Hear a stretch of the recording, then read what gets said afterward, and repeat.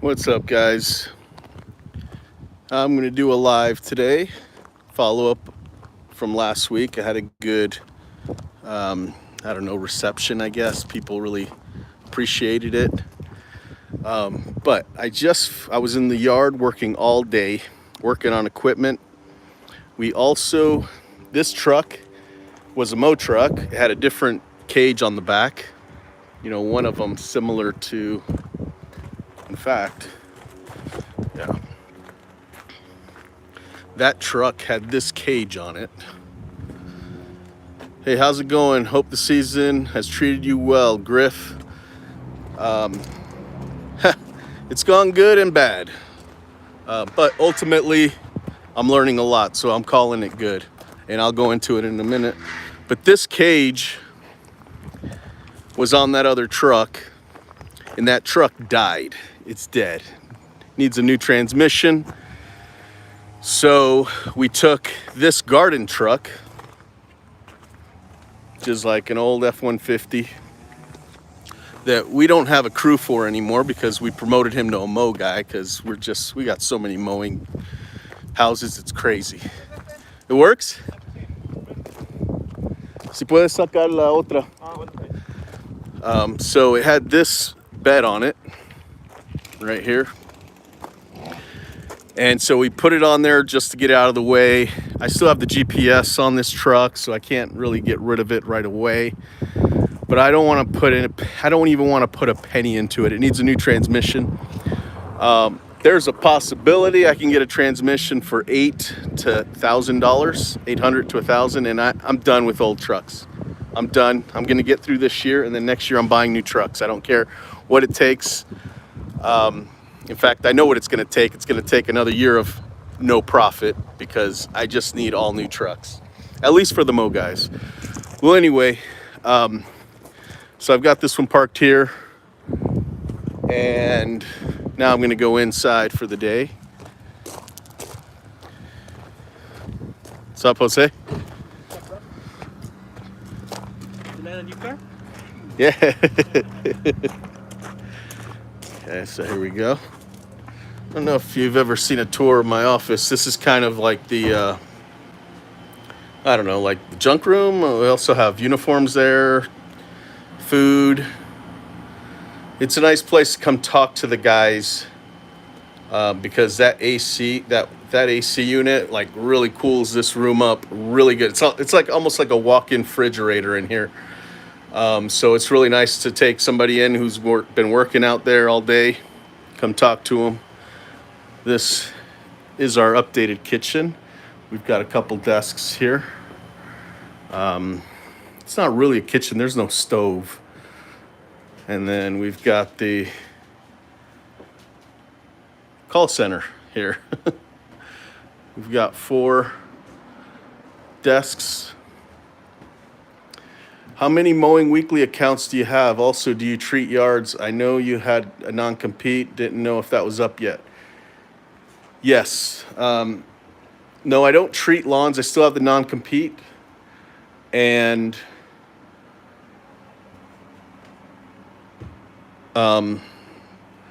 we do weed patrol in the flower beds. So let me see if I can turn this around. Here we go. So, sorry guys, if you're wondering why I'm wearing glasses, you're probably not used to it. I'm freaking not used to it either.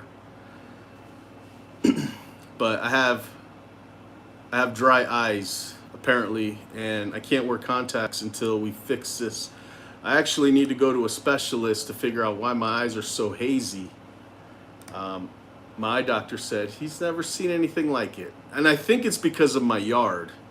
The gravel has gone down, so all you see now is soil or dirt, and I think with the wind, it's causing my eyes to have big problems. So I have plans to put down new gravel next week.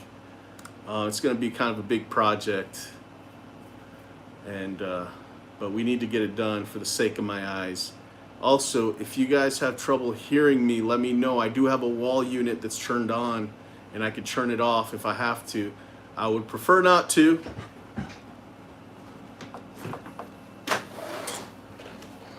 Let's see if that helps with lighting. Okay, so I can't wait to start fertilizing next year for sure. You know, I've already got my fertilizer tech. He was my fertilizer tech a while ago, and he's back. And now we're just waiting for, you know, till we get a little bit more money, because what we need to do is we need to build a truck specifically for the fertilizing. And you know, we got other projects going on right now, so I'm not really focused on that too much, but I know it's important and we're going to get it going. That is a good service to offer. Good money, helps the customers with weeds. Like, we're already kind of a one-stop shop, so it's almost like we've got a broken arm because we can't do it. It's been nice though, I got to admit, the break has been pretty nice. We haven't had to do lawn assessments, you know what I mean, for 3 years almost now, and it was a nice break. Just focusing on this new service area, expanding in this area. I didn't have to focus on that. You know, I definitely think we could have managed it for sure, but the fact that I didn't even have to think about it, I'm good with. All right, so let me log on real quick. I'm not sure if anybody else asked anything, but here we go. I go like that. So Griff, where are you out of? If I remember, I can't remember right now.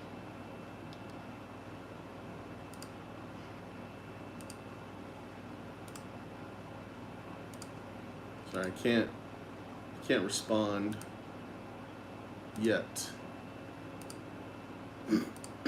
There we go. And it looks like I'm frozen somehow for some reason. Let me refresh. Dang, I missed the question. There we go. Iowa, right on. So I wonder if that's similar to like the climate, like what the climate is there. Obviously, I feel like it snows for sure. What about you? What services do you do? So, by the way, while you're typing, you asked me how my year's been going. Oh, let me turn down the volume. So, we've had financial problems badly. If you watch the last live, I explain it pretty good. So we've pinpointed the problems. Actually, there's one more problem that it's just growing pains. It's just because we're growing that we're dealing with some of these issues. But for the most part, we've got too many top line managers that are making a lot of money, and they're not bringing in any money. Even though we need those people to do estimates, manage the employees, manage the customers, they're not bringing in any money, and they're paid a lot. So that's hard on labor. My labor is so freaking high right now. That's why I named this episode High Labor. But I feel so much better than I did last week.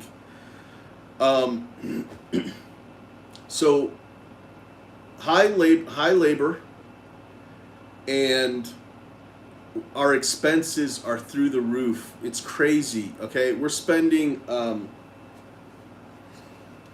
we were spending 26% more than we made between labor and just expenses. You know what I mean? Just all the bills and all the crap we buy was 26% more than we brought in. So you can't do that, you know? So what we did was we figured out every single penny that we're spending, and we decided if we should get rid of it or keep doing it or figure out a way to lower the cost on it. So we did that with every single thing, and we got it down to where like everything we have, so from 26% we're down to 8%. So on that front we're doing really good, but it's still more than we're making, and it's still things need to change still. But again, my labor is so high, and we can't fire or lay off anybody that's bringing in any money because they're doing great. Our man-hour rates are fine, sort of. They could be better because of all the high wages that we're paying the non. So we decided, anyway, we're working on things, and we are actually figuring out a way to bring in money from all those people.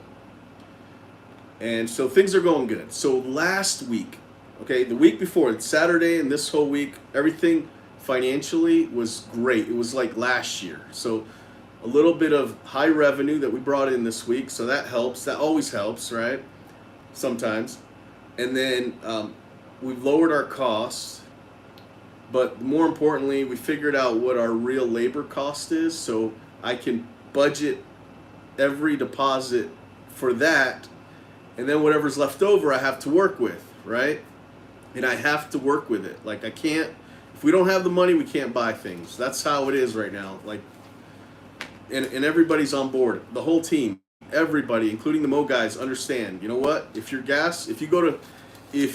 to get gas and it declines, sorry, you should have filled up the day before, or fill up with your own card and I'll pay you back.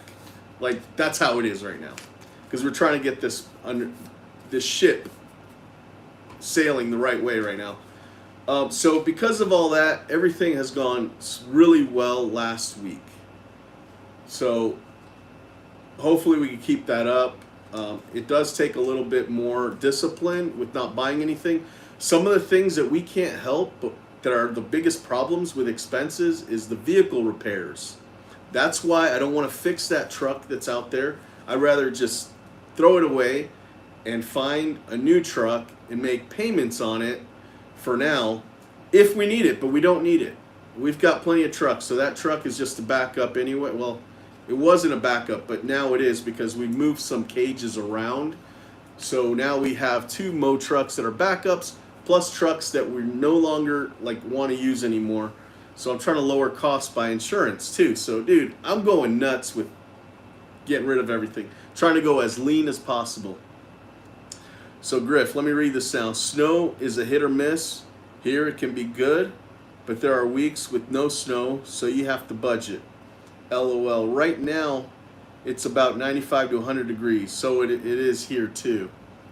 For a couple weeks now, so lawns are getting dried out. Yeah, we don't have the problem with getting dried out because it's hot as hell right now, but then it'll rain tonight, so that's awesome. I love when we have seasons where it rains every night.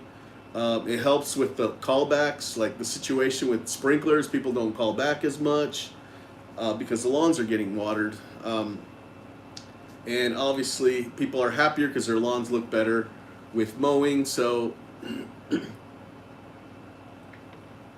we're lucky this year. It's been a pretty wet winter, wet summer for the most part.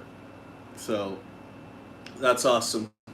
So this week, like I said, things have been going a lot smoother as far as financially goes. What else?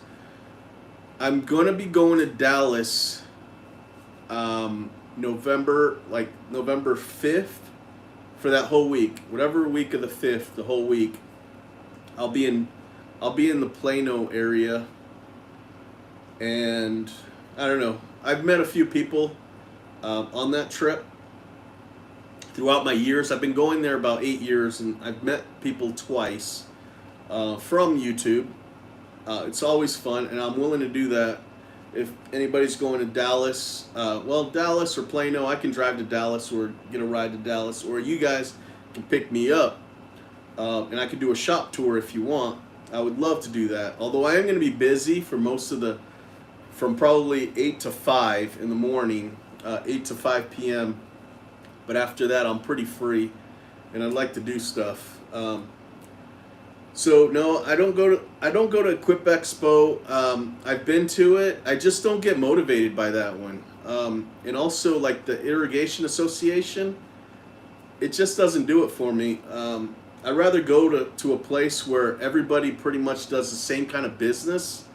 I can bounce ideas off. I can get, I can, I learn so much when I go to conferences that are geared for business, not necessarily equipment. And because I go to so many conferences, and my wife, kind of puts up with that, I don't go to the ones that I don't get education from, um, just because I don't want to. I'd rather, if I'm going to piss my wife off, I'd rather go to conferences where, um, you know, I don't know, I get motivated from. Um, but I could see the fun in going there for sure. And now that Mike Andy's conference is going to be there, I mean, I might look into it for next year, but I've already got plans this year. Um, so, because apparently I heard a rumor he's not having it in the Bellingham location anymore. It's always going to be at the Equip Expo, and that's cool.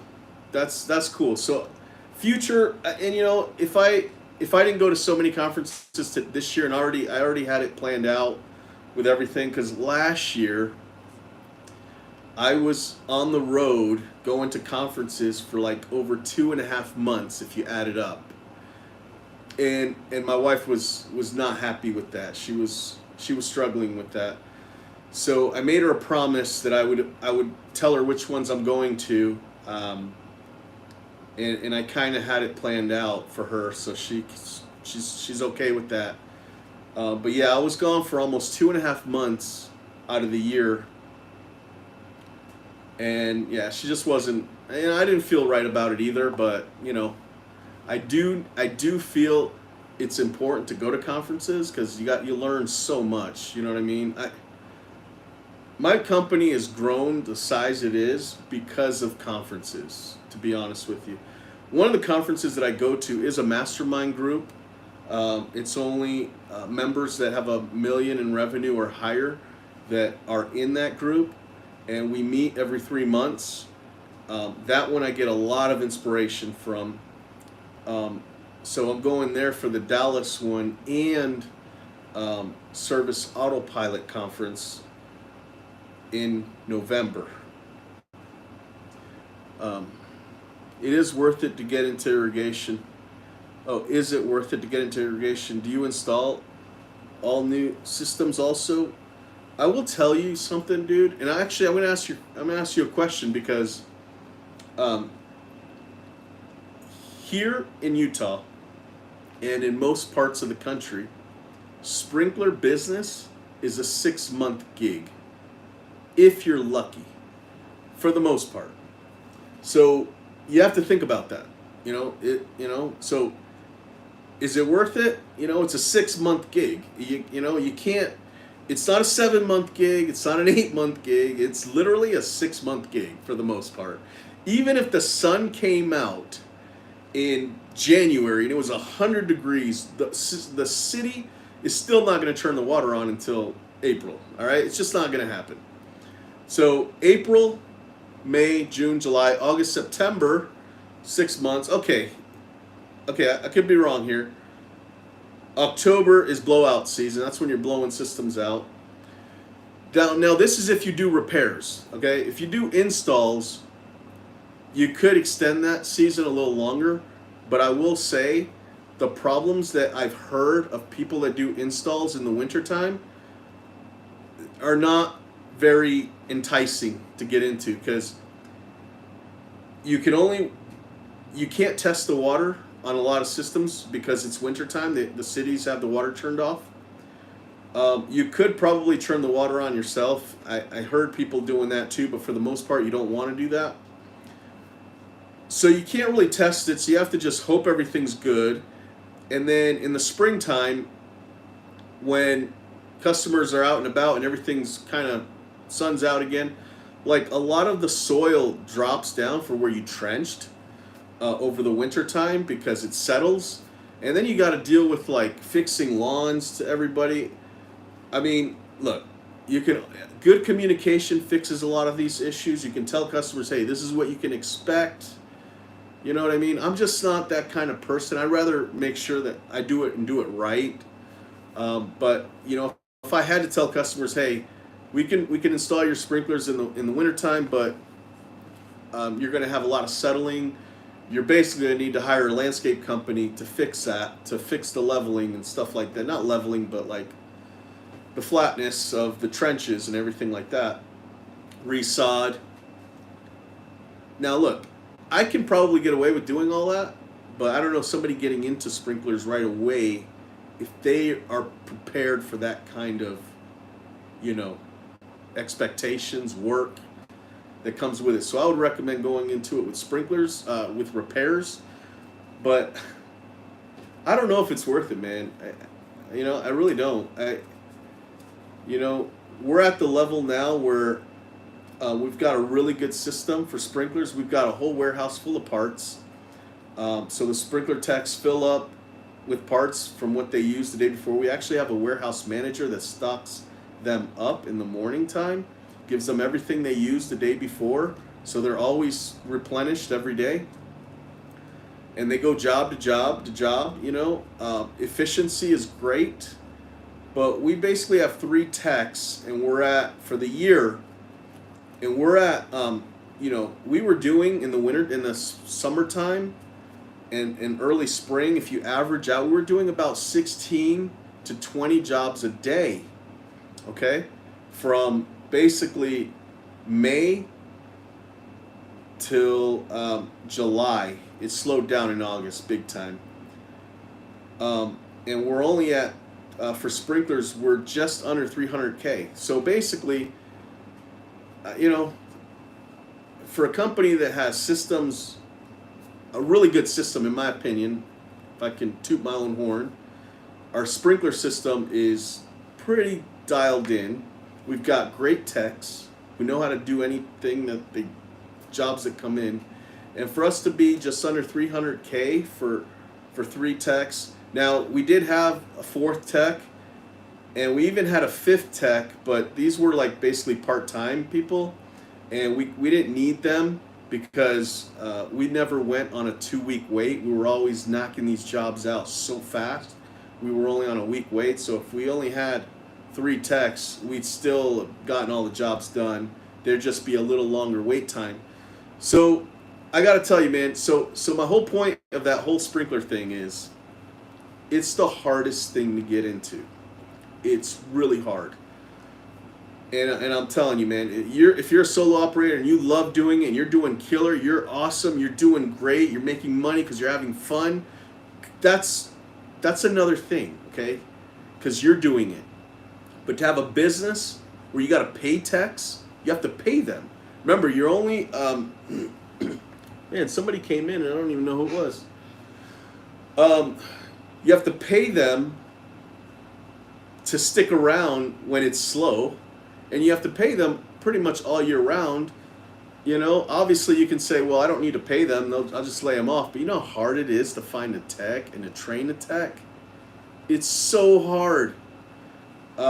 So I kind of feel like it's not worth it, to be honest with you. But the fact that we're a full yard service company where we try and do everything, it's worth it for me because, we're at that point where we do, like every customer, we just want to keep. We want to take care of them so they don't go anywhere else. And having sprinklers is a great kind of selling point for customers to stay with us. My mow guys, we have over 100 lawns a day, like most of you guys probably do too. And sprinklers are going to break. And it's so awesome to be able to send a sprinkler tech to just go fix it and be done with it. It's done. It's like, boom, they show up, 5 minutes later, it's done, we're moving on. Like, there's no question about stress on fixing a sprinkler. When a customer does call and is upset because we broke a sprinkler or something, we reassure them, don't worry about it. We'll send a tech out right now, fix it for you, and we'll do that. So I don't know if that helps you, Griff. Let's see. I've been following for a while. We should go live together and kind of bounce off the questions more organically, if you wouldn't mind, dude. I would love that. I would love that.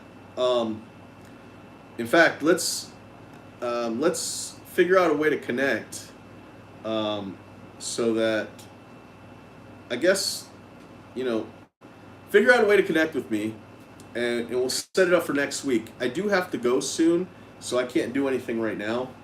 But yeah, I think that'd be great, definitely. So I don't know if that answers your question, man. Is it a great feeling to have sprinkler techs out there dispatched whenever needed? Yeah, it is. There have been weeks where, so here's the other thing as far as revenue goes. My mow division, so I have 3 basic divisions, right? Mowing, garden maintenance and landscaping, and sprinklers, right? And I'm always, every week, I'm trying to figure out which one did the most. And mowing and sprinklers are always number one of the two. Sometimes gardens is number 2. Like sometimes mowing is the highest revenue. The second week, gardens is, in second place it's gardens, and in third place it's sprinklers sometimes. But gardens have never been in first place this whole year, never. Mowing or sprinklers have always beat that. So looking at it that way, I mean, yes, it could be worth it, I guess, if you think about it that way. But it's so hard, man. That's the problem. It's really hard. Like right now, I can kind of relax a little bit because I got 3 good techs. But when you only have 1 tech, it's really hard because you got to make sure that person doesn't quit on you. They're happy. When you got 3, you're kind of a little bit more relaxed. But there's still problems. There's still all kinds of problems. And sprinklers aren't something that's like, oh, you know what? Don't worry, we'll fix it again next week. It's like you can't really go focus on another job until the previous one is done, completed, fixed, and customers are happy. Sometimes you can fix it and leave, and the customer doesn't notice there's an issue. But once they do, you got major problems. You know what I mean? So it's better to just. So you got to do it right, and that's kind of hard to do. I mean, I know that sounds silly, but when you're training new people, it's not always easy. So you got to get through a point where you've got to train somebody to do it. I know this. I'm just going on, but you touched the nerve because sprinklers is something I've been trying to perfect for at least 4 years, and at least. But we've been doing sprinklers since I started this 13 years ago. Just never on the scale like we are now. Even when we were doing it 10, 9, 8 years ago, it was just like little tiny jobs. We wouldn't do anything that was scary looking. We'd say, no, we can't do that. We're only going to do this. So that's kind of where I would leave it right now. Is like, if you really want to do sprinklers, because to be honest with you, I'm passionate about the service, not really passionate about doing it, but I'm passionate about the business side of it, and like how necessary that service is. Even though it's only a 6-month gig. So I'll just leave it there. If you have any questions, let me know, and I'll try and answer you on that. But there aren't any conferences for sprinklers. I've gone to the Irrigation Association 2 times, and I'm over it. I'm not doing it anymore. Griff, I see that you started following me on Instagram. So yeah, connect with me there, and we'll set something up. I've never done like a,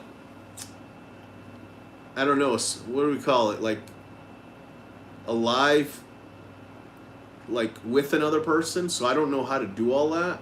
So we may need to like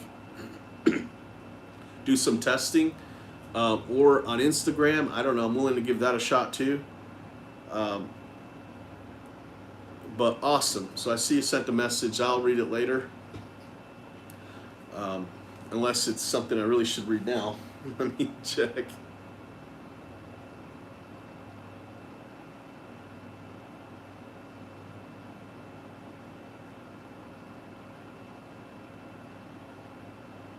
Okay, I'm accepting it.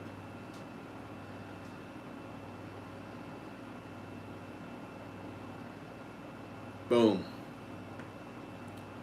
Yes, we'll figure something out, man. I'm really excited about that, actually. All right, guys. So I just wanted to just throw up something real, like, I guess I already talked about it, but last week I made a live about how pretty much my year's gone financially, and how stressed I was, but all the stuff we were doing to figure out what our problems were, and maybe even what I did to fix some of the problems. And this week is just a continuation of that. We're doing much better. I had a really good turnout. I had a lot of people reach out to me. Friends I know reached out to me with some awesome words of encouragement. I've reached out to people that I know after the live, and got some great advice myself. Also, I've given advice to some of my friends based on my this year's experiences, because it is something that people are going to go through at some point, and I just wanted to kind of, I don't know, get some feedback from people, give feedback from people. But overall, the response was freaking amazing. So I just wanted to do another live following up on that. Things have gone so good this week. It felt like last year. I felt like this week was, I had the same feeling as last year, where every day all the deposits that came in, we put them where they go, and it was just flowing. We were making money, So we made money this week. And it's going into the new month. We're going into the new month, so I hope this carries over, and hopefully we could still salvage the year financially wise, because I have no money for winter fun. That's a lie. We do have pre-sales that have already been coming in. I've been putting those in a safe, in a bank. We're not touching it till winter times, and we're still selling, and that's going to happen until the rest of the year, especially in winter. So, all right, guys. I don't know. I'll take one or two questions if there's anything coming up. Otherwise, I do need to go. I usually leave around 2 o'clock these days because it's pretty slow. But I will just wait one more minute, see if I've got anything I can do in the meantime. I'm going to look at my dispatch board really fast before I head out. So it rained yesterday, so we have basically 4 crews out today. One of them is done, and I saw them drive out. We've got another crew that still has 2 more jobs, plus the one they're on, so they're going to be out for a while. And another crew that is doing a weekly, it's a monthly garden maintenance, and then they've got a 4-hour block with an existing customer, so it should be good. Hopefully. So everybody's bringing in some money. Hey, believe it or not, we have a spring wake-up package on the dispatch board that they're not going to do. I hope that customer's not going to be mad. Actually, I may need to write them an email right now. Because it rained yesterday,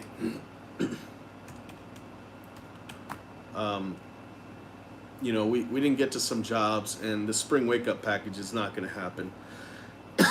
They actually told me this morning, and I just said, all right, well, let's see how it goes, just in case.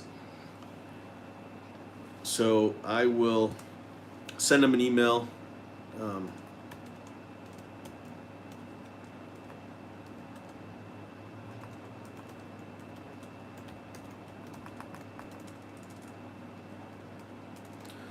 So basically I'm saying sorry to say, but because of yesterday's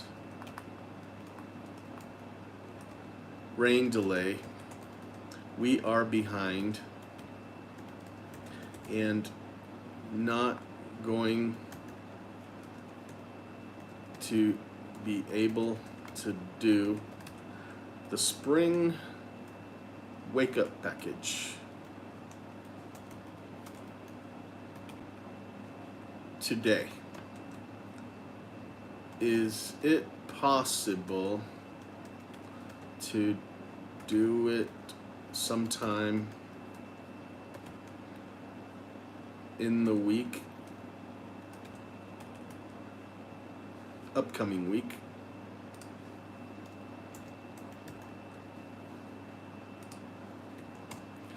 Thank you, and I apologize.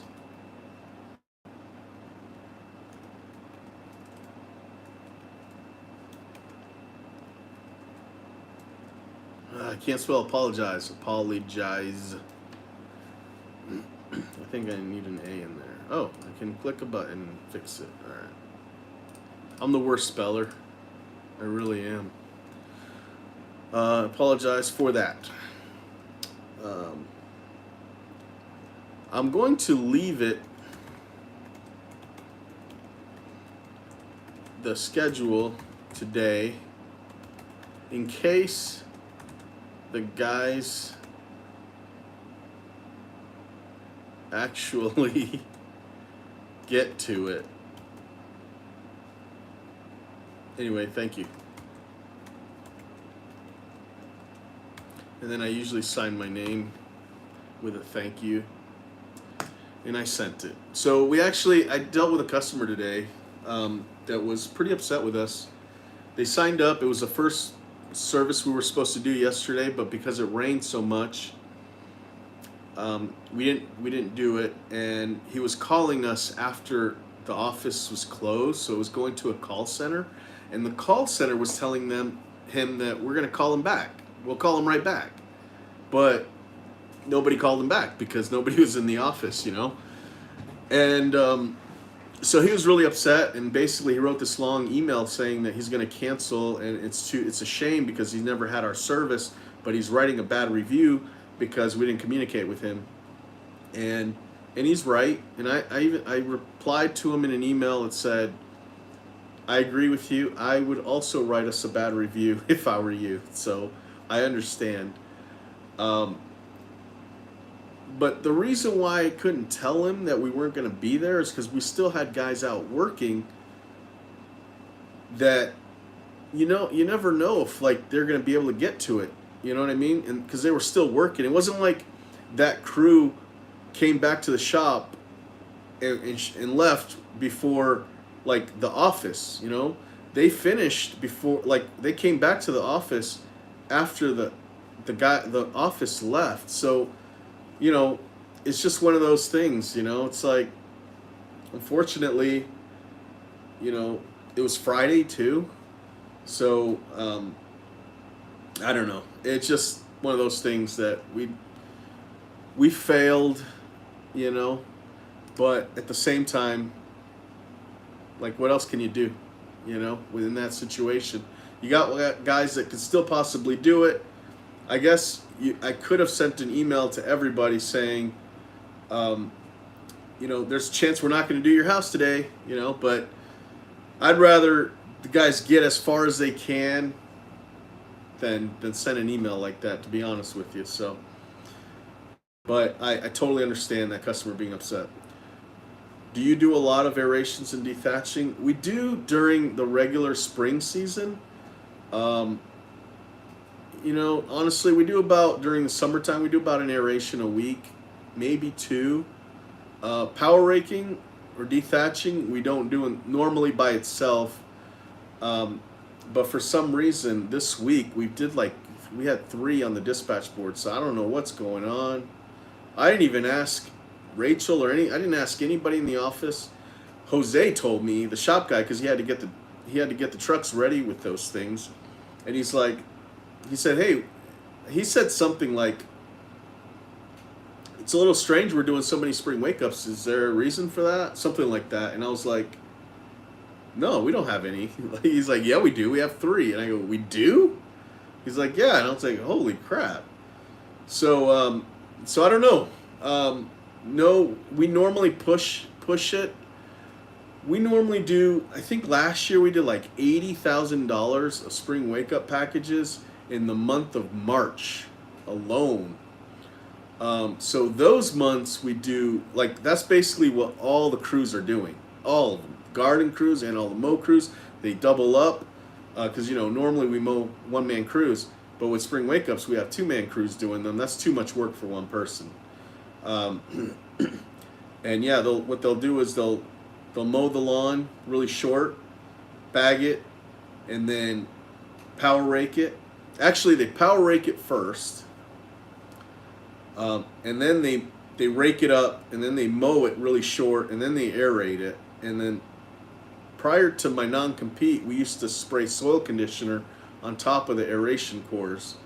But since my non-compete, we don't do that anymore. And there's more to it than that. The company that I sold my fertilizer company to, my fertilizer accounts to, they called their first service spring wake up package too.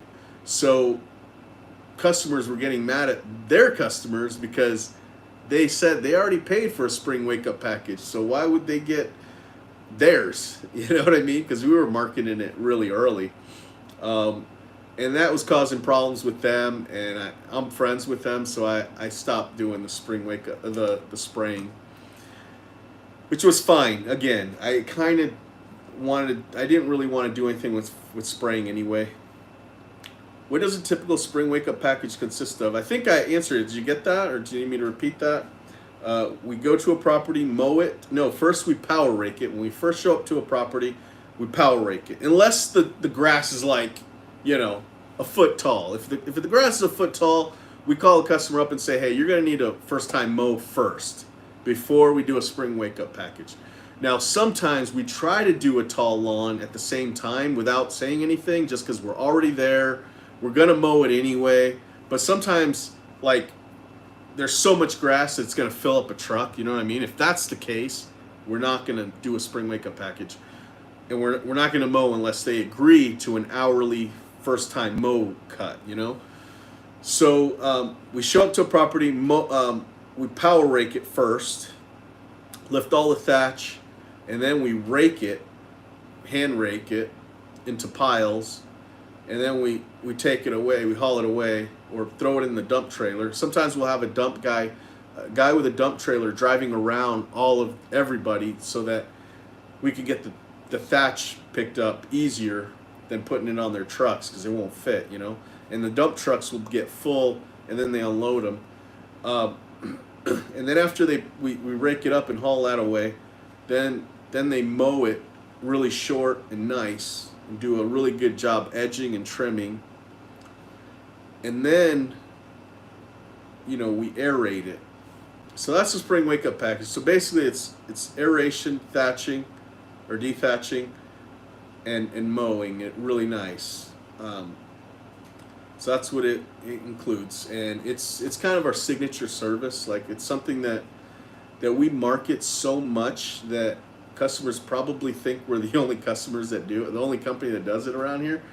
I know that's not true, but we're so good at marketing it that, because this is a service, if you're out like 3 weeks out or 4 weeks out with the price that we're at, customers will start dropping, right? So we have to market this and only be like a week out, maybe 2 weeks out the most. If we're within 1 week or 2 weeks out, customers don't cancel, and then we get to everybody, and we can keep doing that all spring long.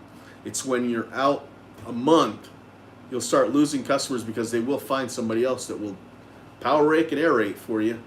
But we do so many of them that we're so good at it. Like, I truly believe we're the best in our area for that. I could be wrong. Like, how good can you be? But the fact that we train new people to do this service, and it's something that we know we're busy doing a lot of the time of the year, during the early spring and late fall that I can confidently say we're one of the best at it. So, all right, well, thanks for your comments, Griff. Let's really do this thing, as soon as possible. I'll reach out to you when I have time. Today, I'll respond to the comment. Maybe I'll come up with some ideas. I'll ask what your thoughts are, but I do want to get this going, and so I may randomly text you, or, message you some questions about what your thought is on this, and if you're really serious about doing it, because I want to do it. But all right, guys. Later, Griff. Later, everybody. See you on the next one.